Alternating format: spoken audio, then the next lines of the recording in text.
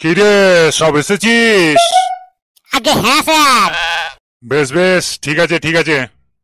আচ্ছা বলতো, কাল তোদেরকে কি পড়া দিয়েছিলাম আর কি যেন লিখে আনতে বলেছিলাম?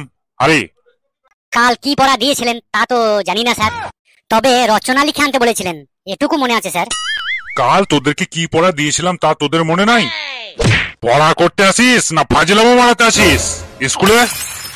আগে আপনি পড়া করতে দেবেন তবেই না জানবো স্যার। আমি কাল পড়া করতে দিইনি? কি হলো স্যার? ও কিছু লাই কিছু লাই, টেনশন রে, বড় টেনশন। তা যাকগে, তা রচনা লিখে এনেছিস তো? আগে হ্যাঁ স্যার। তা কি রচনা লিখে আনতে বলেছিলাম? হারে আগে যার যার ইচ্ছা। কি আবার কেমন রচনা? যার যার ইচ্ছা? আগে যার যার ইচ্ছা রচনার নাম লয় স্যার। যার যার ইচ্ছা মানে যে যেমন ভাবে রচনা লিখে আনতে পারে এই আর কি। যেমন ধরুন গরু, কুকুর, ছাগল, ভেড়া ইত্যাদি ইত্যাদি রচনা লিখে আনতে বলেছিলেন স্যার। ও আচ্ছা আচ্ছা আচ্ছা, তা হয়তো হতে পারে। তা তুই কি রচনা লিখে এনেছিস পড়ে শোনা? আগে আমি স্যার ঝাঁটার রচনা লিখে এনেছি। ঝাঁটার রচনা? আর কিছু রচনা পেলি না? শেষে ঝাঁটা? আগে হ্যাঁ স্যার। পড়ে শোনা সবাইকে, কেমন তুই ঝাঁটার রচনা লিখে এনেছিস। আগে হ্যাঁ স্যার। ঝাঁটা খুব ভালো এক জিনিস, অপবিত্র জায়গাকে পবিত্র করতে সর্বদাই আগে থাকে। অতএব ঝাঁটা সর্বদাই পবিত্রতা বজায় রাখে। ঝাঁটা আবার পবিত্র বজায় রাখে বলিস কি রে? আগে হ্যাঁ স্যার, ঝাঁটার মতো পবিত্র জিনিস আর বোধহয় কিছু হয় না। শেষে দেখিস পবিত্র জিনিস তোর কপালে না জোটে। তার ভয় নাই স্যার, কারণ আমার মা রোজ সকালবেলায় 12 বছরকার মুড়ো ঝাঁটা দিয়ে বের করে। সেই জন্য তো স্যার আমার উপরে কারো নজর লাগে না, কারো নজরও পড়ে না।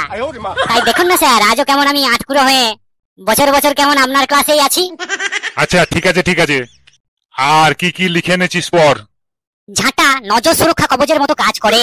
যেসব মানুষের পর কুদৃষ্টি লেগে আছে, হয়ে যাওয়া কাজ হয় না, কুদৃষ্টির নজর এড়িয়ে চলতে হলে তাদের মহা ঔষধ হচ্ছে ঝাঁটা। বলিস কি রে, ঝাঁটা কুদৃষ্টির মহা ঔষধ? আগে হ্যাঁ স্যার। কি করে বোঝা?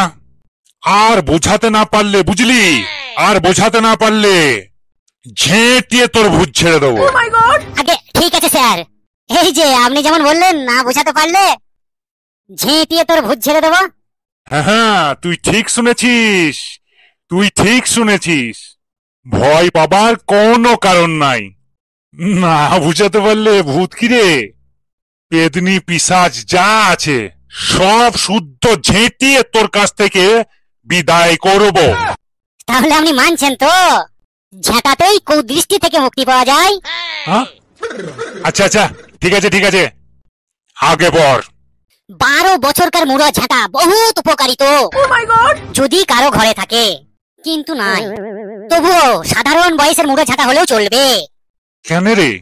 এই তো সেই দিন, এই তো সেই দিন, কিছুদিন আগেকার কথা। এক কুখ্যাত বক্তা কৃন্তিনিয়া ধরা পড়লো না, পড়েছে ইতিহাস আর মহাভারতের জ্ঞান শোনা আছে। ওই ধরনের মহান কুখ্যাত বক্তা জ্ঞানীদের কপালে 12 বছরকার মুড়ো ঝাঁটা অতি অবশ্যই দরকার। বুঝলেন স্যার ঝাঁটা কতটা উপকার? সবই তো বুঝলাম, তা কৃন্তিনিয়াটা আবার কি? কৃত্রিম ভাবে বোঝাই যে তাহাকেই বলা হয় কৃন্তিনিয়া। বুঝলেন স্যার?